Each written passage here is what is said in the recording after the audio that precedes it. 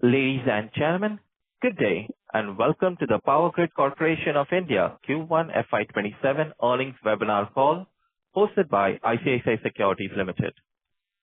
As a reminder, all participant lines will be in the listen-only mode, and there will be an opportunity for you to ask questions after the presentation concludes. Please note, this conference call is being recorded. I now hand the conference over to Mr. Mohit Kumar from ICICI Securities Limited. Thank you, and over to you, sir. Thanks, Ryan. Good morning. On behalf of ICICI Securities, I welcome you all to the Q1 FY27 earnings webinar of Power Grid Corporation of India Limited. We will start with detailed presentation, which will be followed by Q&A. I would like to thank the management for giving us the opportunity to host the webinar. Without much delay, now hand over the call to Mrs. Anjana Luthra, Company Secretary and Compliance Officer of Power Grid. Thank you, and over to you, ma'am. Thank you, Mohit. Good morning. I am pleased to welcome you all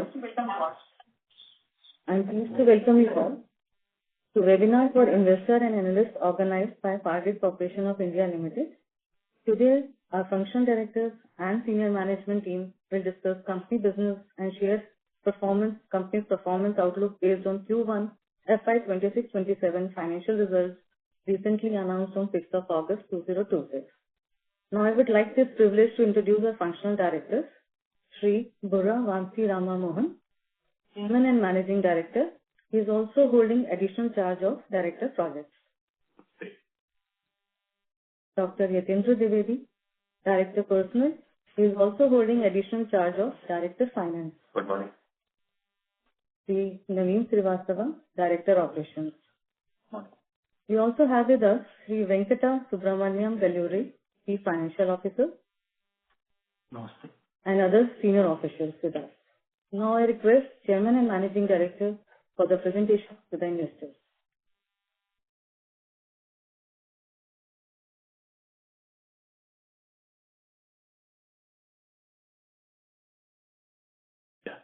Good morning, all.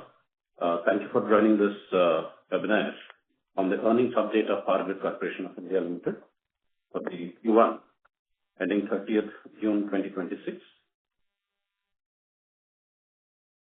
We have the standard disclaimer before the presentation, which is visible on the screens. The presentation outline will be in the manner like we start with the highlights and overview, execution and operations, competition, the order pipeline and the outlook of the sector, financial performance of the company, sustainability and recognitions. As far as the highlights and overview, pleased to inform that the gross fixed assets stand about 3.25 lakh crore plus. The transmission lines in terms of circuit kilometers are about 1,86,000 circuit kilometers. The transformation capacity is 6,34,516 MVA with about 291 substations that encompasses. The system availability continues to be one of the highest in terms of 99.8%. The market position, the shareholding of Government India continues to about 51.34%. The market cap 2.66 lakh crore, and the FI and the shareholding, DI shareholding at 24.33 and the 20.70 respectively. The credit profile continues to be one of the finest in terms of the domestic as well as international. All these figures are as on 30th June 2026. The major elements which have been commissioned in the quarter FY27, about 1,635 circuit kilometers, and which is almost 35% of the last year's achievement. In the first quarter of Q1, we achieved almost 35% of what we achieved the last year. The transformation capacity stands about 10,500 MVA. The transmission lines, important transmission lines which have been commissioned during this period are Karnool 3 Maheshwaram, Dausa Beavar in Rajasthan, and New Navsari and Kala, Kadapa and Anantapuram, again in Andhra Pradesh. The transformation capacity has been added in Bikaner 3 substations, KPS 3, Fatehgarh 3, Padge, And the 400 kV systems include Jabalpur, Satna, Anantapur, and Fatehgarh. Added to this, after June 26, the major systems which have been completed are Raichur Koppal in the state of Karnataka, Gadag Koppal, and that also is in the state of Karnataka, and Bikaner 2 and Bikaner 3 in the state of Rajasthan. These projects are by and large associated with the RE generation in the respective states. Substation, a new substation in Koppal has been also been completed. The guidance what was given as 37,000 crore. We pleased to inform that compared to last year, we have the capex is more than 10% what we have achieved in this quarter in Q1 itself. And on the capitalization front, the guidance standing at 30,000 crore. It is almost 3.13 times than what we have achieved in the last quarter. So as against 1683, we stand about 5,277 as far as capitalization is there. Availability and the trippings per line continues to be one of the finest in the sector.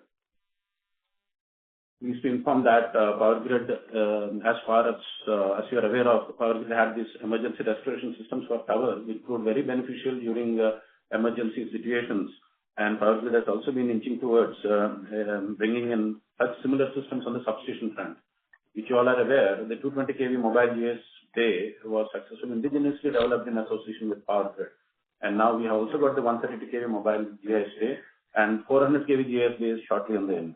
So basically we are well armed with trying to deal with the urgent situations whichever are going to arise during the construction phase and the operational phase.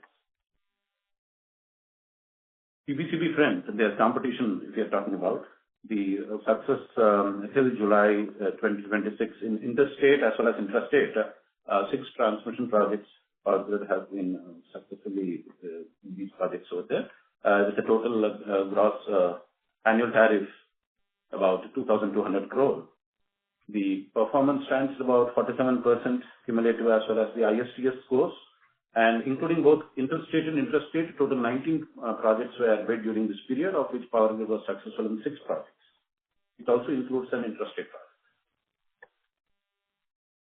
And a new element added to the asset class in the country, and Power Grid was the first in securing this project, that is the synchronous condenser, the first of its kind in the country itself.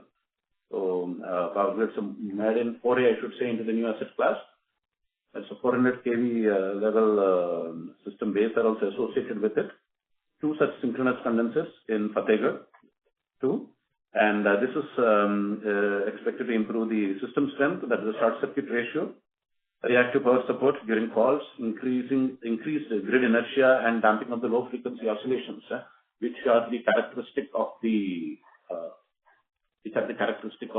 synchronous condenser. So all these benefits would be accruing once the systems are positioned so as to bring better integration of the RE into the grid. The total outlook for the sector looks very vibrant in terms of 1.75 lakh crore, which are the works in hand for Power Grid, which includes both TBCB and RTM and others. The bidding pipeline is also very strong in terms of 1.19 lakh crore, and the long-term outlook is also very secure, about more than 15 lakh crore, which is there.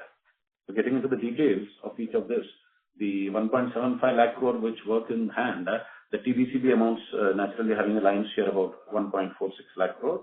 RTM stands about 25,000 crore, and the other business, smart metering, data center, and BESS, all of that include about 4,200 crore. Coming up to a total works in hand about 1.75 lakh crore, of which 50,000 is CWIP. Bidding pipeline, under bidding 73,875 crore, and which are floated to be floated about 45,000 crores, and with the total projects which are to be under bidding in the pipeline about 1.1 lakh crore.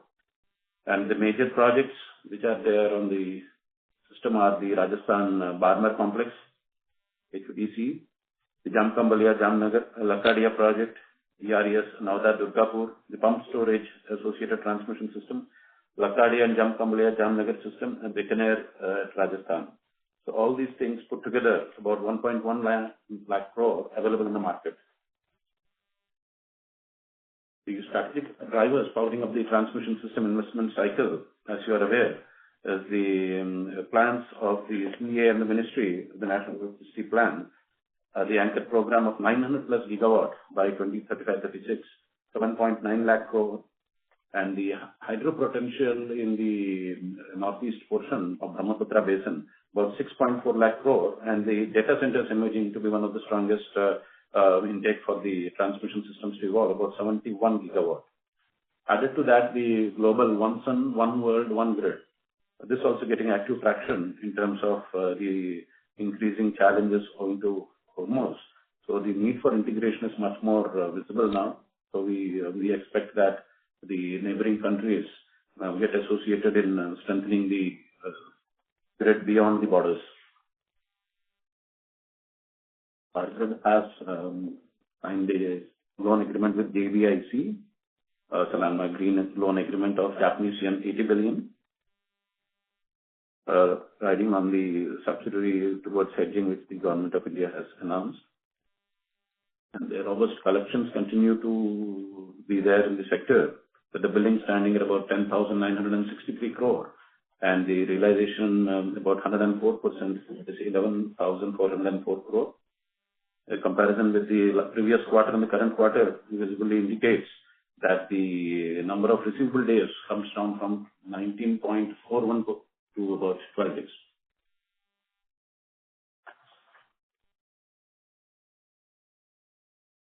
The financial performance on the consolidated front, which I would be focusing upon, the transmission charges, there is a 3% increase, standing from 10,620 to 10,905, and the total income from 11,444 to 11,697.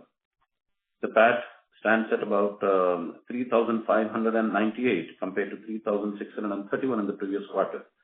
And we would like to state over here that the total increase in the transmission charges is about 790 crore owing to the new assets which have been commissioned. If we appreciate that we are under the regulatory tariff regime, which the major of the assets continue to be there. So the regulatory characteristics or the trajectory, I should say, has a revenue reduction in terms of the depreciation and interest, which are but natural in the regulated regime, about 330 crore. And 230 crore is owing to the interest because of the difference between the petitions filed and the orders issued by the regulator. So this amounts to about 560 crore was the downside owing to the regulatory nature of revenue. While the transmission charges continues to boost forward and move forward, the regulatory characteristic of the assets class which we are on has an impact on the financial figures over here. So while the effective PAT would have been plus 247, but for the regulatory characteristic, it stands about minus 33 crores, reduction about 1%. The standalone figures, financial figures also reflect the similar kind of a trend over here. The financial performance continues to be strong in terms of the gross fixed assets continue to move upwards from 2,92,000 crore to 3,25,000 crore. The capital work in progress from 41,000 to 50,000 crore. And the increase in debt, an obvious indication of the growth path of the company. The net worth improving from 96,482 to 1,04,028 crore. And the ratios accordingly owing to the increased net worth having an impact of earnings per share standing at 3.87 and book value per share about 111.85. Other key information, the income from previous periods, Q1 there was plus 8 and Q1 of 27 is minus 22. The interest in the differential tariff, which I was saying so, was from 257 stands at 22. Interest from subsidiaries continue to be up. And the incentive as a consolidated figure is also growing. The dividends from the JVs and subsidiaries is less owing to the status of held on sale of Torrent, Sikkim Power and Parvati Coal Dam. So the figures reflect the situation over there. And the CSR expenses continue to be steady. All the other ratios, including the equity in TBCB and equity in TBCB, both in operation and construction, continue to improve owing to the nature of projects what Power Grid is establishing. On the consultancy and telecom front, the Q1 of FY27 stands at 252 crore and 391 crore respectively. And the telecom front, the connectivity to Andaman and Nicobar has also been provided by Power Grid's subsidiary, that is PowerTel. The first international long-distance communication established to Nepal, so adding up more business to the telecom division. A bulk order from NIC and MKN project continue to move it forward. 100% backbone availability is the hallmark of the telecom systems. On the consultancy front, the domestic front, we had 16 orders, and on the international 3 orders. And the country footprint is about 25 countries, what the consultancy footprint stands. On the sustained commitment, pleased to inform that the target for its target set for 2025 has been already achieved in 2025 as far as the 50% electricity from RE, it's achieved. And the other targets in terms of achieving zero waste to landfill, more than 90% achieved, and we are close to achieving that by 2030, which is the target date set. Becoming the net water positive is also having increasing results with more than 50% achieved, and we should be able to achieve much ahead of the target. Becoming net zero, the target standing at 2047, 20% reduction already achieved, and we are inching forward to that date. On the accolades and recognitions, pleased to inform that Power Grid has been awarded owing to the initiative under the CSR scheme, Vidyalakshmi Scholarship Scheme, which Power Grid initiated. And Power Grid has also been conferred with the McKinnon Award. And also, the PowerTel has been recognized by the NICSI for its Maximum Traffic User Award. And on the industry front, we have Technology and Innovation Award and FICCI and D&I Award. Thank you. Thank you for the patient hearing. Over to you, Mohit. Ladies and gentlemen, we will now begin the question and answer session. To ask a question, please click on the Ask a Question tab. When the operator announces your name, please unmute your microphone, announce your company name, and proceed with your question. The first question is from the line of Prasad. Please announce your company name and go ahead with your question. Prasad, please accept the prompt and proceed with your question.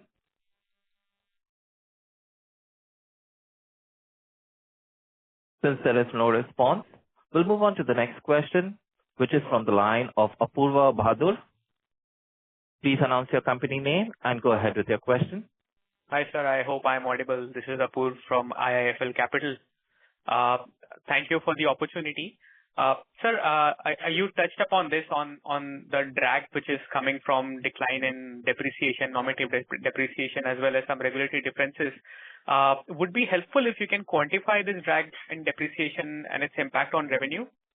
How much would that be for this quarter? For Q1, depreciation and interest, it stands about 330 crore. And owing to the interest, because of the differential between our filing and also the CRC order date, that stands about 230 crore. So it should be about 560 crore, the drag on account of the regulatory characteristic. Okay, sir. And how do we see this going ahead, especially because I think depreciation probably will pick a little bit more pace. I recollect in the last cycle we added a lot of capacity around 2014, 15, 16 that time. So that would be completing 12 years. How should we think about that, sir? See, as you rightly said, what capitalization happened 12 years ago, that will definitely have an impact.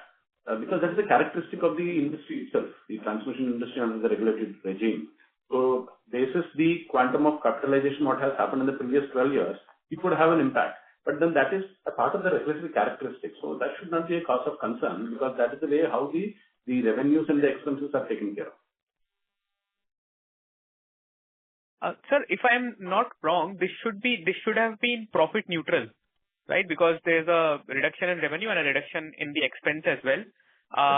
Yet I believe it had an impact on profitability. Could you help us sort of reconcile that? Because despite the 28,000 crore capitalization last year, profits have remained largely flat. Yes. One is that certain components which otherwise were available in the previous quarters, some couldn't have been available. Like, for example, the interest owing to the differential between the CRC orders standing at 230 crore is no longer available now.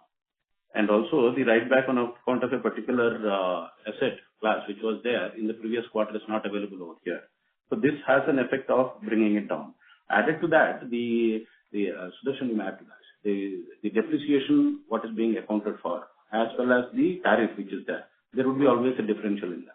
Yes, that also is having a marginal difference in depreciation and interest. Yes. Because it will not match what is the notional what has taken in the regulation. Yes. Because of that, there is a marginal impact. Marginal impact. But by and large, major impact is because of the interest and differential between provisional and major impact is basically interest on the differential between the CRC's orders and also the write back on account of one of the projects. So last year, which has happened.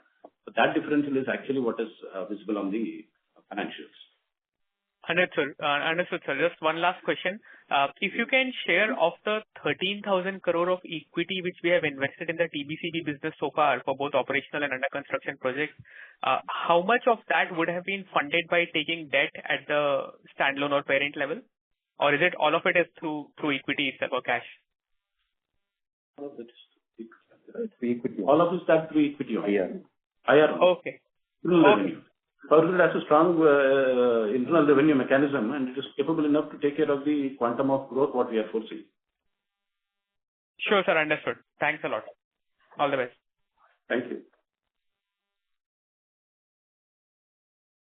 Thank you. We take the next question from the line of Bharanidhar. Please accept the prompt and announce your company name and go ahead with your question.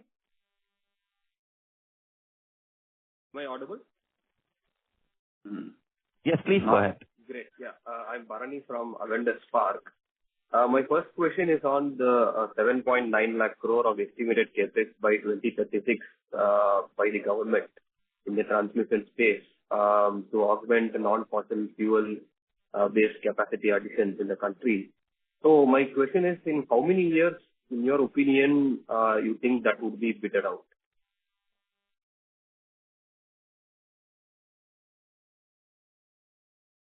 The 7.9 lakh crore. Yeah. This one, I should say that is kind of a medium part. Immediately it's standing as 1.19 lakh crore and 7.9 lakh crore is to be immediately bid out. Based upon the traction what we are receiving, there is going to be continuous inflow of projects into the system. So the 7.9 lakh crore will be spread across maybe another 3 years or so because we need the systems by 35-36. The next 3 to 4 years, this will have to be spread across.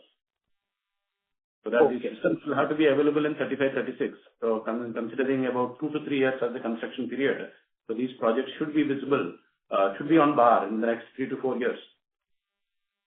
But having said that, it will be by and large dependent upon the others also because transmission is an offshoot of generation. With the quantum of generation coming up, not only generation, understand, here it could be the data centers, the green hydrogen. These are new set of requirements where it is going to push the transmission system. Not limited to merely a generator, it also has a new specific loads which are coming in terms of green hydrogen, data center, green ammonia, and you already see few of the projects already taking position in terms of the eastern and western parts of the country. So this is going to give further boost and it could be that much faster as well. Understood. Related to the same thing, is inflation and other cost escalation built in this estimate by the government or is there a scope for increase in this total 7.9 lakh crore in the future? See, these are general estimates. Obviously, it would be difficult to factor in the quantum of escalations, what would be happening during this period of time. So should there be a massive escalation, it obviously would get reflected in these costs. So there is a scope for increase in this number. Okay. And again, related to the same 7.9 lakh crore number, just to clarify, this will also include the cost of acquiring land, right? And if so, whether the new land rates, according to the new guidelines by Ministry of Power in the last 1 year, 2 years, is it been incorporated or you think that will also, result in some scope increase in the cost because it may not have been included? That's quite an interesting question, I should say. You see, the guidelines which have been notified by the Government of India regarding the land compensation, in terms of the right-of-way challenges what are witnessed in the transmission line. Few of the states, initially it was Delhi and Haryana who have adopted it. You see recently Gujarat also adopting it and other states following suit. So obviously this has not been factored while working upon the estimates. And it is presently not possible to actually even factor in the quantum because that would be emerging only once the MRC rate has been finalized. So as we move forward, we get more clarity as to what extent of compensation could be included in these systems. So it could be project specific depending upon the location. High urban areas and rural areas, that would have a different impact. As we move forward, we get more clarity on this. But these are the quantum of systems which would be coming up, keeping in view kind of the growth trajectory, achieving 900 gigawatt non-fossil capacity by 2536. Understood. So essentially, even the land compensation which can be higher is not in this number. It can be higher. Okay. My final question is on basically the general execution delays that the transmission space is facing, including us. As it stands now, is there anything you would like to highlight on status of these reasons why delays are happening? Meaning, is there still delays due to equipment availability? What is your view on delays in acquiring land or labor shortage or this entire process of finding out the land rate based on new circle rates or market rates to give compensation for right of way? So we'll be happy. It will be good to hear your views on the execution delays and the status. Sure. Earlier, as you recall, the timeline taken for a transmission line was about 36 to 40 months. Subsequently, there was a lot of demand that from the private parties that they would be implementing the systems in much tighter timelines, and it has gone to the extent of 18 months was the timeline given to a 765 kV double circuit line. It's quite a challenging timeline. So over a period of time, it has been now recognized and realized that these timelines are not practical in terms of implementing transmission systems. So now the government of India has revisited these timelines and have adequately revisited these timelines and improved upon, which now stands about 26 to 30 months plus. So this is going to make sure that whatever projects are there are having adequate timeline for them to implement. So as far as the policy goes, yes, it has been recognized that transmission lines do take time in terms of implementing them. The second part of it is the land compensation. With the guidelines coming in and with the states taking forward, few of the states taking over, there will be some settling time for them to actually arrive at the mechanism for the MRC. There could be nuances in each of the states as to how they would be dealing with. So as and when this particular issue is overcome, I'm sure it will be that much faster. Rather than we finding it difficult in building up transmission systems, if these guidelines are well accepted and it's translating into reality, with the compensation duly being paid to the landowner, I'm sure it would be bringing that ease in implementing of the transmission systems. Having said that, the challenges of ROW is there, cannot be wished away.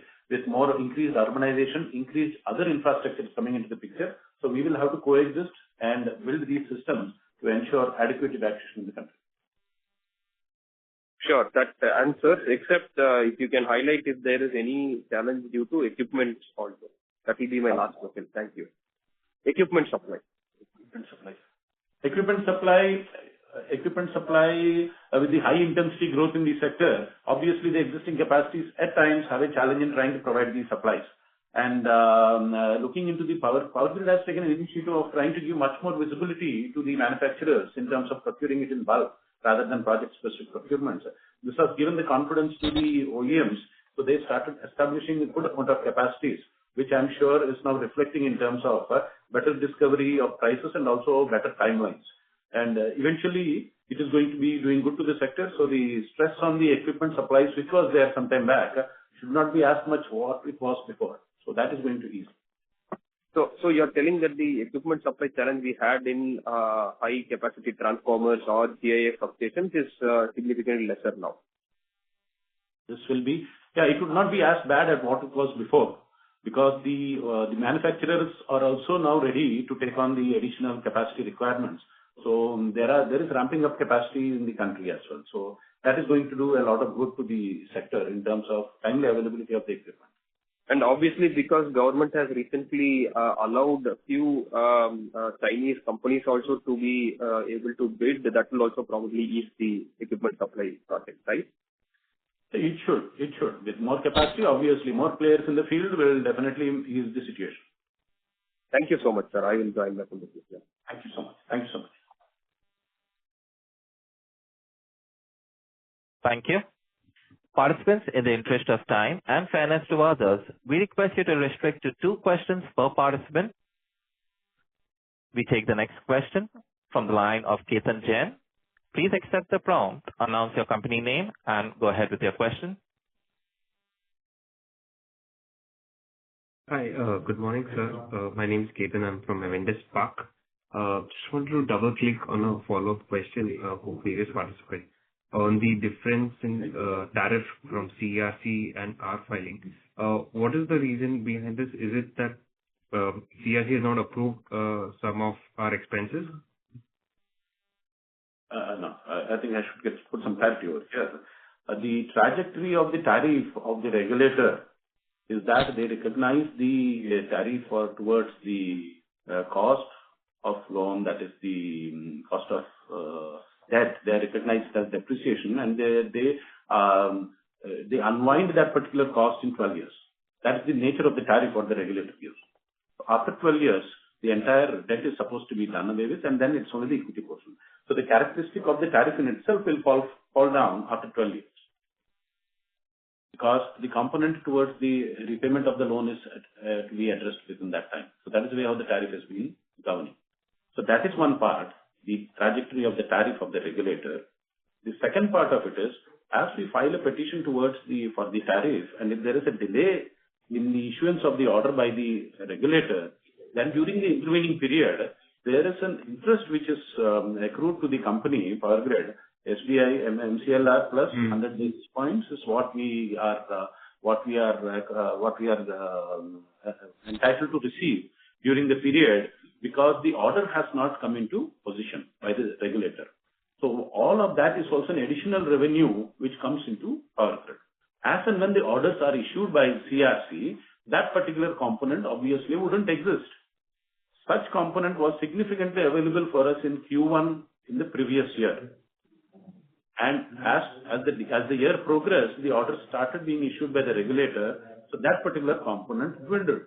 So presently, that component is not significant. So you find a variance between the Q1 of the previous year and Q1 of the current year to the extent of 230 crores for the Q1 of 26 and 27. So this is the nature of the regulatory regime which we are bound with. There is no other concern in terms of regulator not allowing any tariff and all. Absolutely, there is no such issue. The time taken by the regulator, because he's also stressed with a good number of petitions and he has a cycle to dispose them off. But during that period, he makes sure that the developer is not at loss. So there is a component of interest which is accrued to the developer. In this case, as what I was saying, 230 crores was the quantum which was available to us in Q1 last year. But as the year progressed, CERC started giving the orders because their cycle will have to come through. So presently, that particular revenue provision is naturally not available now. We get the orders. The final orders are already on the board. So we get understood. That's very, thanks for an elaborate answer.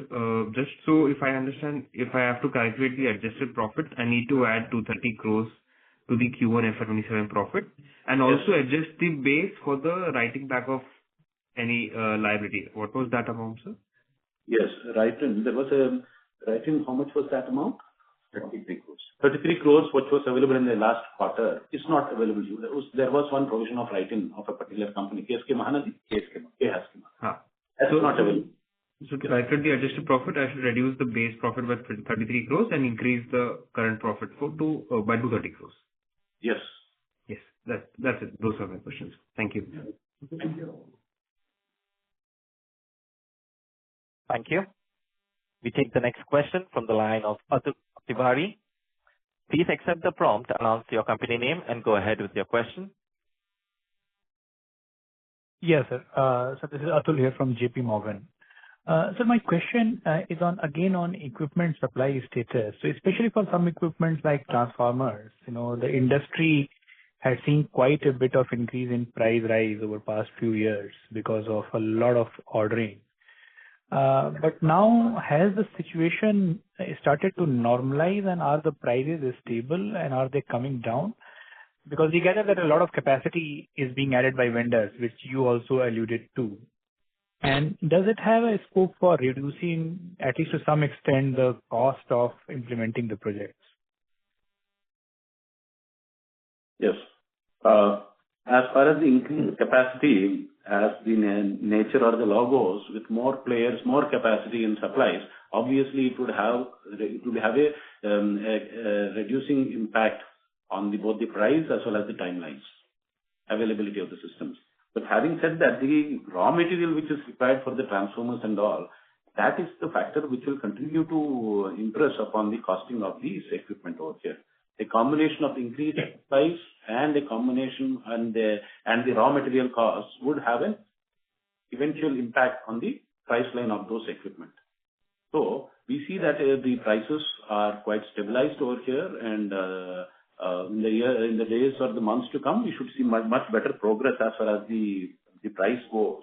While we would be and definitely, obviously, if the price is coming down, it will have a much better impact in terms of sweetening the revenues of Power Grid, in terms of the earnings of Power Grid will be that much reasonable as we move forward.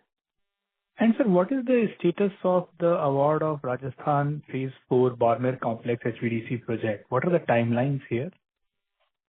The timelines are that these bids have been submitted, the initial offers have been submitted, they are being evaluated by the bid process coordinator, and the next steps as what the BPC will have to take will have to be announced. So the bids have been submitted. That's it. Is there a date for announcing out yet, or the date is still not out? The date is still not out. The date is known just before the date of ERA, one day before it's known. So it is not known. Okay, sir. Thank you. Thanks. Thank you. Thank you, Tiwari. Thank you. We take the next question from the line of Jinesh Karia. Please accept the prompt, announce your company name, and go ahead with your question. Yeah, hello. Am I audible?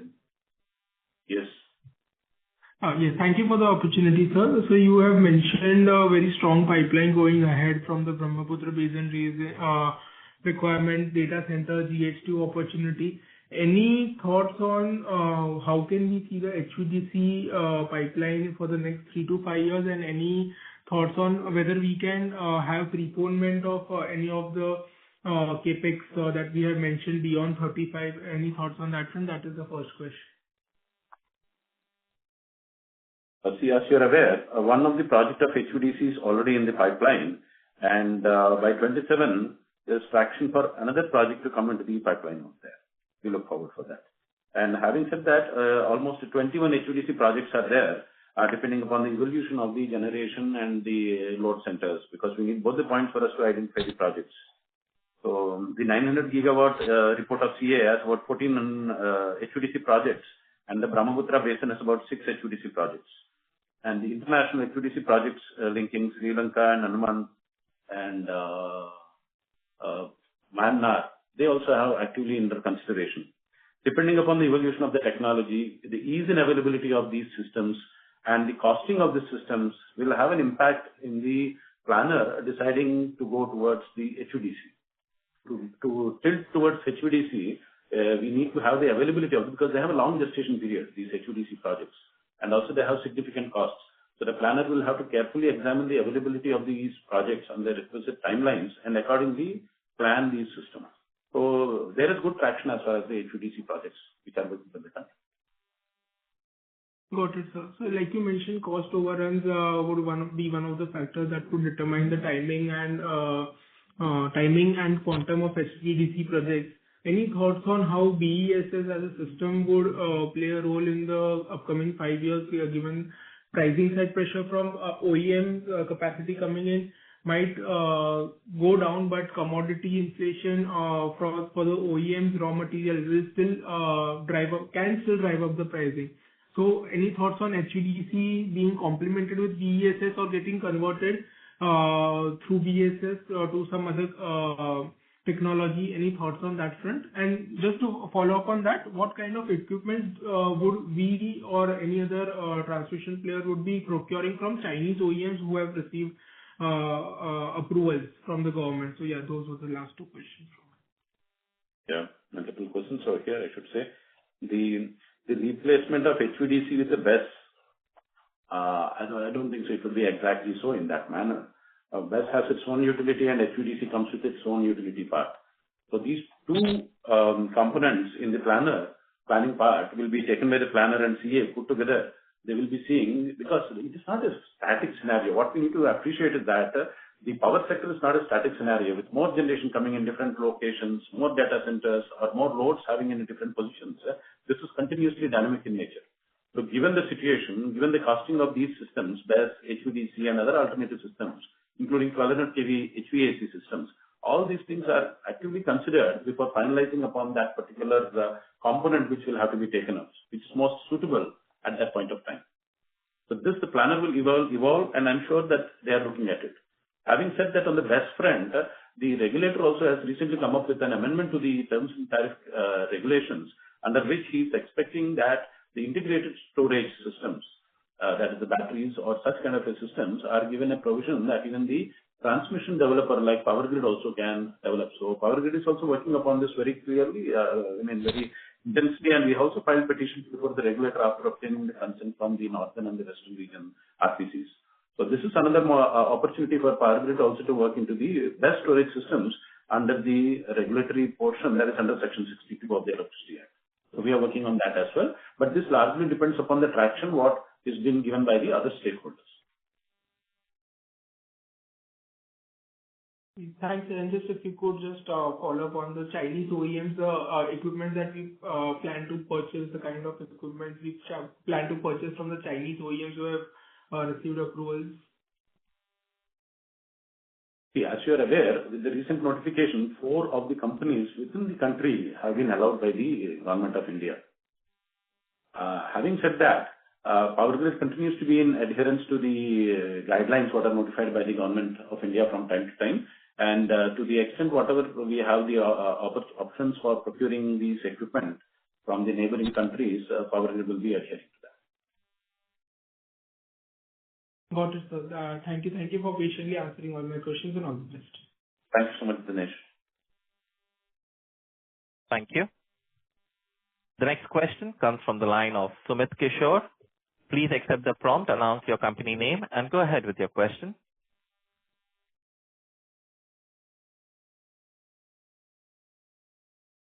Thanks for the opportunity. My question is, the equity investment in operational TBCB projects has gone up from 4,671 crore last year to 9,965 crore. Could you give us a sense, given TBCB is the main driver of growth, what is the color that you can provide us on the consolidated performance of TBCB in terms of revenue, EBITDA, and PAT?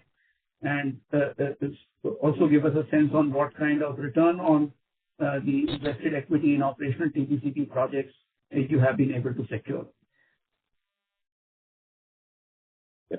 The operational part, as was saying, equity in TBCB operational has moved from 4,671 to 9,965. This is the mainstay. As what we are saying, the lion's share of the projects presently are under the TBCB regime, and there is competition in terms of securing the projects. Obviously, we need to tread a path of both growth and profitability, and Power Grid is continuing to make sure that there is both growth and profitability in its endeavors, whatever we are doing. And then the returns are also, if that is a specific question, I should say, returns are also well calibrated to make sure that the investor is comfortable with those returns. Because it's not one single project which will be determining it. The multiple projects, each of the projects comes with its own nice speed. And after execution, the quantum of claims which are there, all of this put together will be giving the effective returns. And Power Grid is well safe and also making sure that all the returns are well within the interests of the shareholders. One request here is that because your business growth is largely driven by TBCB now, could you make a separate disclosure in terms of what the consolidated contribution from TBCB projects is to the PNL? That is the main growth driver for the company. So what is the consolidated revenue, consolidated EBITDA, consolidated profit for TBCB? That will help us analyze the company better. There are periodical, regulatory adjustments which anyway are in a business where the pace of growth has slowed down quite considerably. But we are not able to appreciate your results given the key underlying driver of growth. The transparency on the disclosures is not allowing us to evaluate how TBCB performance has been. I do appreciate the concern. In fact, it is an equal concern from my side as well, that you need to appreciate certain regulatory pulls or pushes actually impacts the Power Grid's financials.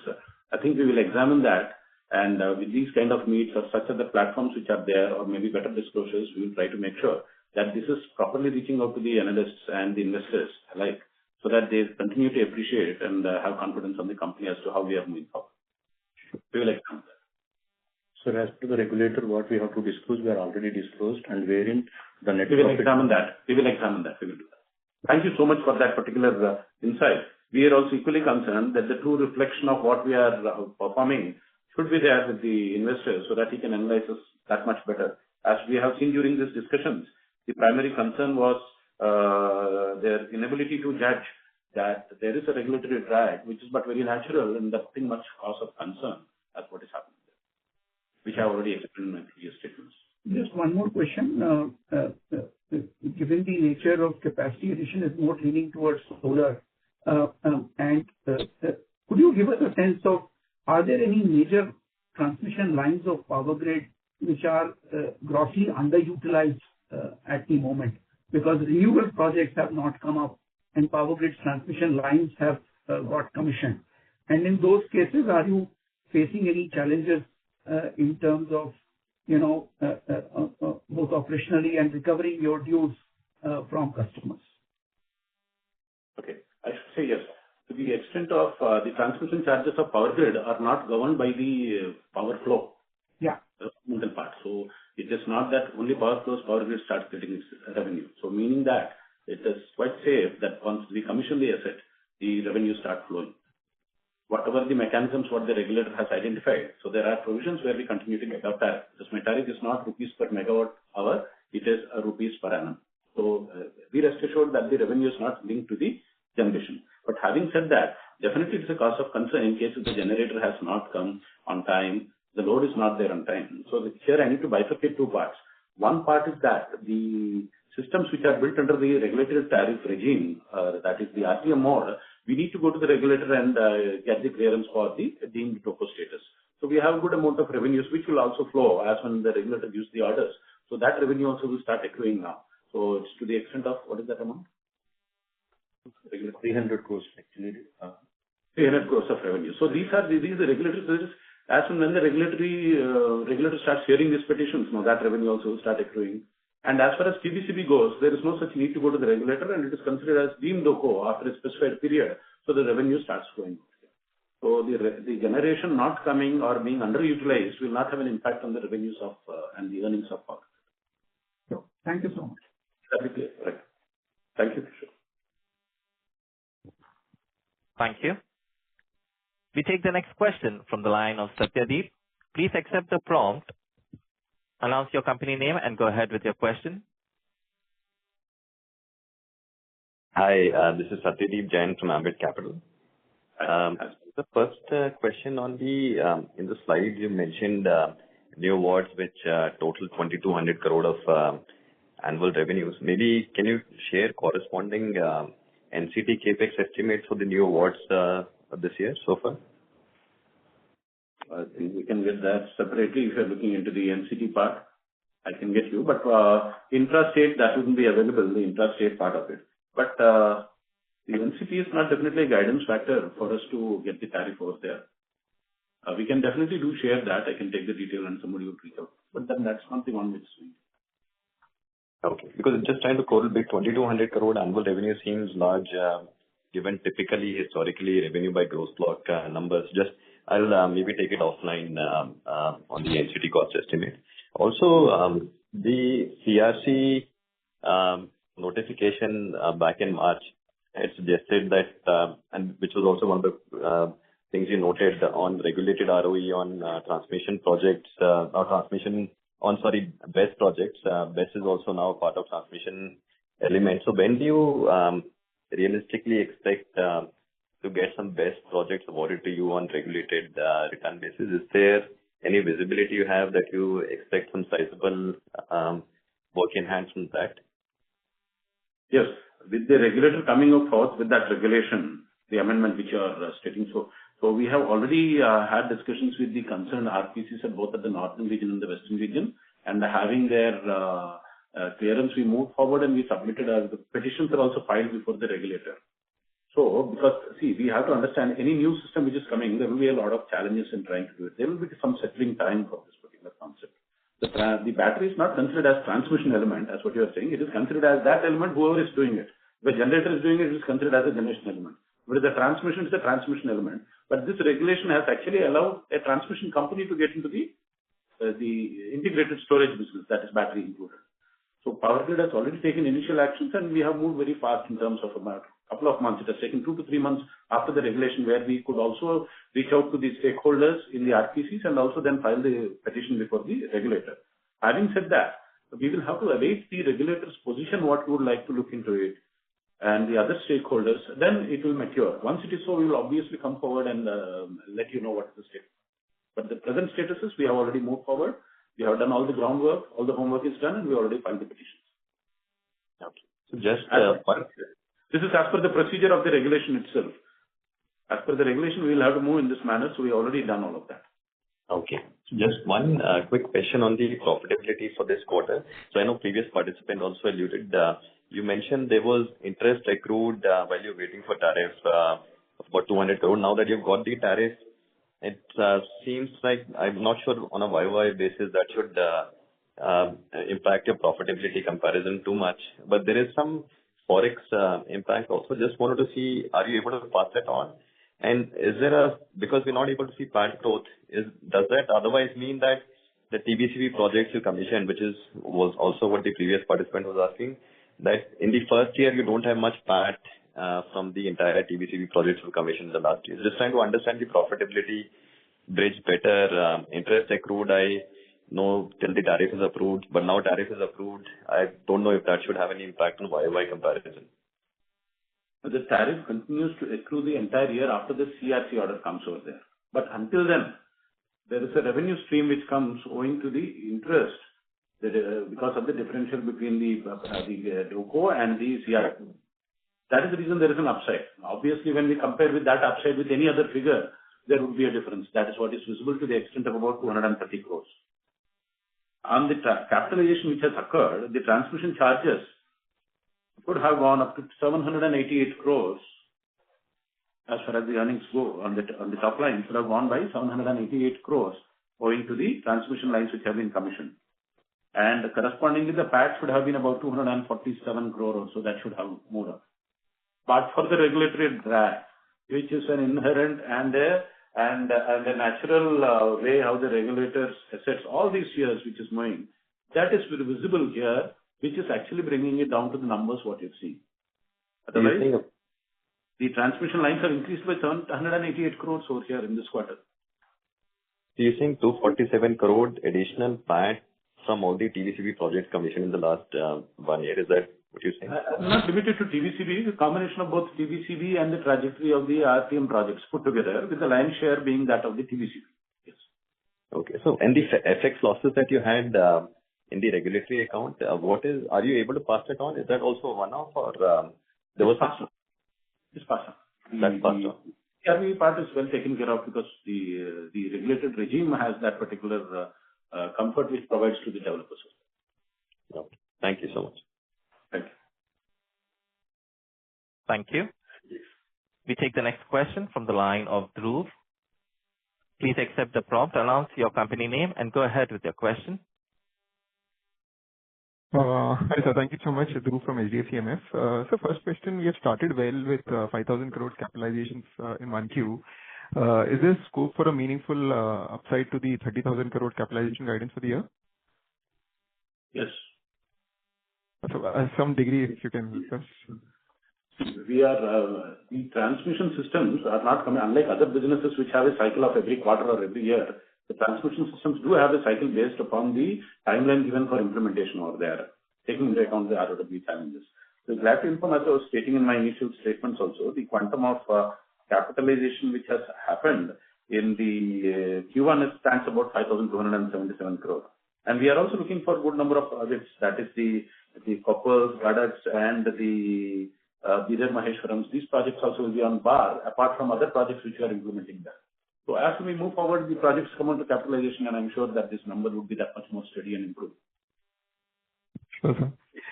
So the second thing is, I was trying to do a console minus standalone, trying to imply the TBCB numbers largely. And if I look at the gross block increase, difference between console and standalone, the gross block increase on a YY basis is about 67%. So 1Q this year, 1Q last year. But the increase in depreciation, the same differential increase in depreciation is only 27%. I'm just trying to understand why this gap. Is this because most of the incremental TBCB projects are coming on under lease accounting method and hence there is no depreciation associated with that? And if that's the case, does it change the way, PAT gets reported for TBC? I mean, the reported PAT for TBCB moves under the lease accounting method versus your typical, your normalized accounting method? Yes, we are now moving to the new method, right? Yes. Yeah, lease method only we are following, sir, wherein the depreciation will not come. It will be taken as amortization of the lease. So that is the reason why comparing the depreciation component in TBCB will not be commensurate with what is the capitalization. Because capitalization, out of capitalization, lease receivables are also there, which are in book. So further, the depreciation component will not be there because that is treated as lease. Right. That is so does it, in any sense, have an implication how typically we think of PAT for a TBCB project versus how it moves on a lease accounting method in the, say, first 3-4 years? No, even if with this accounting method, the PAT will not have any impact. The difference between either I go through the PPE method or through the lease, PAT will not have any. Got it, sure. And so last question is, so this regulatory adjustment that you mentioned about, which is happening in the standalone, the reduction of depreciation resulting into reduction of revenue. We understand this has no, this is a regulatory process, but probably just to give a better understanding, if this is having any implication of PAT on the PAT number, if you can probably help us, understand what is the nominal or normative loan that you have on your regulatory accounts versus what is the actual loan which is sitting in the standalone assets on the operating transmission assets. Because if there is any meaningful gap, that would probably indicate that there will be some drag because of this regulatory adjustment. And if there is no gap, then probably the market understands that there is no implication of this. Basically, the difference between the normative debt and the actual debt on the operating regulated assets. I will check this back and get back to you. So should that be fine? Yeah, sure, sir. Great. Thank you so much, sir, and all the best. Thanks. I mean, difference would be there, but I'll let you know. Yeah. Thank you.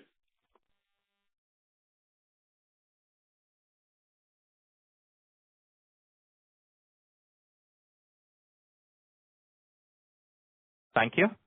We take the next question from the line of Mohit Pandey. Please accept the prompt, announce your company name, and go ahead with your question. Yeah. Good afternoon, sir. Sir, my question is on grid strengthening projects. So I understand there will be incremental projects for strengthening the existing grid as renewables penetration increases, for example, for adding energy. So in cases where we already have, we are the owners of the assets, will those strengthening projects come to us on regulated mode, or will they typically be via TBCB? And whether these projects are already a part of the 7.9 lakh crore pipeline? That would be the first question. All projects which have to come are obviously in the pipeline only. Whether it is a regular grid strengthening scheme or a generation associated scheme, all of them are in one particular bracket. And as far as the existing systems, substations, what we have, should there be any extensions which will have to be done there, this is taken care by the NCT. They look forward to the best way of implementing it. And at times it is given to the regulated entity who is already there, or the entity who is already owning that asset class over there. So he is given the opportunity to undertake this under the RTM. And sometimes we see that it is also given under the bidding route. It is a combination of both these things. There's no specific mantra or rule as to how it happens. We have seen both these things happen. It's no specific way. Understood, sir. Sir, and on the One Nation, One Sun, One World, One Grid, when do we realistically see projects award? Any sense on that? Yeah. Obviously, we need to, as we have evolved from a state to a region and region to a country, so the more we are integrated, the better we are in terms of utilizing the resources that much more effectively. So going beyond the country, it does have an additional component to tide over. We need to bridge that gap with the diplomatic relations with that country. If that is done, this would be one of the finest ways in terms of integrating because the telecom network has already been integrated. As you see, the entire world is now under one internet. So eventually, as we move forward, this should be the answer so that the ups and downs which are there in a typical sector are well taken care of. And it should move forward, this particular concept of one sun, one world, and one grid. One nation, one grid, one frequency power grid has already achieved that particular objective. And this would be the next extension what we need to reach out. So the moment one or two countries we are able to integrate, which other countries are doing elsewhere in the world, so we are going to stitch this particular network across the world. It would be in the interest of the mankind, I should say, if we are getting through this. Okay, sir. Thank you so much and wish you all the best. Thank you so much, Mohan. Thank you. Ladies and gentlemen, with that, we conclude the question and answer session. I now hand the conference over to Mr. Mohit Kumar from ICICI Securities Limited for closing comments. Thanks the management for the detailed presentation. We would like to thank the management team for giving us an opportunity to host the call. Sir, would you like to make any closing remarks? Yes. Thank you so much, Mohit, you and your team for this particular webinar being conducted so smoothly. And importantly, thanks to all the participants, including the investors and analysts, who continue to repose confidence in Power Grid.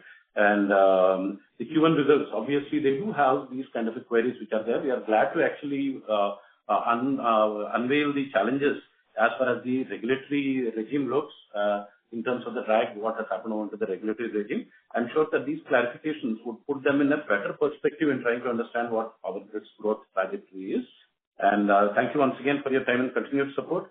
We look forward to gain your confidence continuously in this sector. Thank you so much. Thank you. Namaste. Thank you. On behalf of ICICI Securities Limited and Power Grid Corporation of India, that concludes this conference. Thank you for joining us, and you may now disconnect.